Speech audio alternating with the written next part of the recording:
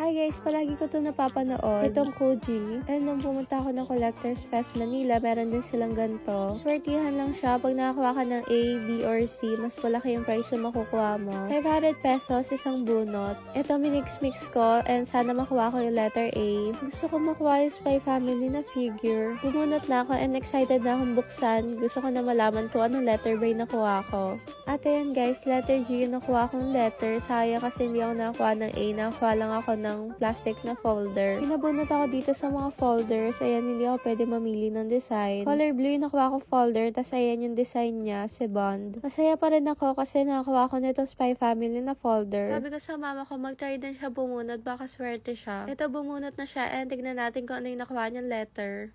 At ayan, sayang nakuha lang siya ng letter H. Nakakuha siya ng katulad na nakuha ko. Spy Family na plastic folder. Pinabunot din siya dito and yung nakuha niyang design si Yor. Ayan guys, sayang kasi hindi kami nakakuha ng malaking price pero okay lang kasi maganda naman yung mga nakuha namin.